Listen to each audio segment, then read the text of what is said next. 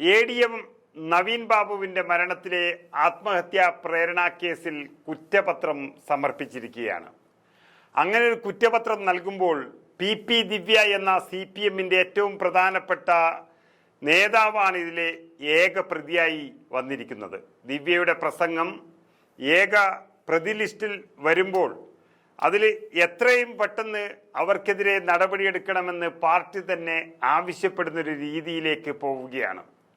ADM ജീവനൊടുക്കാൻ പ്രേരണയെന്ന് കുറ്റപത്രം വിശദമാക്കുന്നത് PP ദിവ്യയുടെ ആ വാക്കുകൾ മാത്രമാണ്. നവീൻ ബാബുവിനെ അപമാനിക്കാൻ PP ദിവ്യ ആസൂത്രണം നടത്തിയെന്നും ആ യാത്രയപ്പ് യോഗത്തിലേക്ക് ക്ഷണമില്ലാതെ പോയത് ADMനെ അപമാനിക്കാൻ മാത്രം ലക്ഷ്യമിട്ടായിരുന്നുവെന്നും കുറ്റപത്രം വിശദമാക്കുന്നു.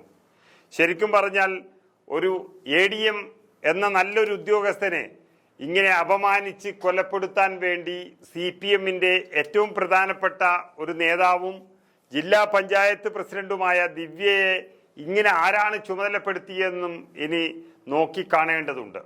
വീഡിയോ ചിത്രീകരിക്കാൻ പ്രാദേശിക ചാനലിനെ ഏർപ്പാടാക്കിയത് ദിവ്യ മാത്രമാണെന്നും സ്വന്തം ഫോണിൽ നിന്ന് ദിവ്യ ആ പ്രസംഗ ദൃശ്യങ്ങൾ പ്രചരിപ്പിച്ചുവെന്നും ഈ കണ്ടെത്തലിൽ പറയുന്നു.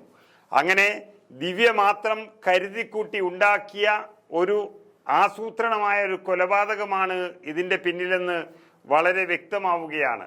നവീൻ ബാബുവിൻ്റെ ആത്മഹത്യാക്കുറിപ്പോ മറ്റു കാരണങ്ങളോ കണ്ടെത്താനായില്ല.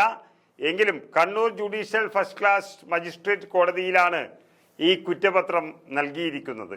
82 സാക്ഷികളാണ് കേസിലുള്ളത്. 400ഓളം പേജുകളാണ് കുറ്റപത്രത്തിൽ ഉള്ളത്. ADM നവീൻ ബാബുവിൻ്റെ മരണത്തിൻ്റെ പിന്നിൽ ഈ പറയുന്ന ഒറ്റ പ്രതി മാത്രമാണ് ഉള്ളത് എന്നുള്ളത് തെളിഞ്ഞു വരികയാണ്. PP ദിവ്യ എന്ന CPMന്റെ നേതാവും അതുപോലെ ജില്ലാ പഞ്ചായത്ത് പ്രസിഡന്റുമാണ് ഈ കൊലപാതകത്തിന് പിന്നിൽ എന്നുള്ളത് തെളിഞ്ഞു വരികയാണ്. ഇത് ഒരിക്കലും പിണറായി വിജയൻ സർക്കാരിന് ഏറ്റവും വലിയ കളങ്കമായി തന്നെ ഇത് മാറുകയാണ്.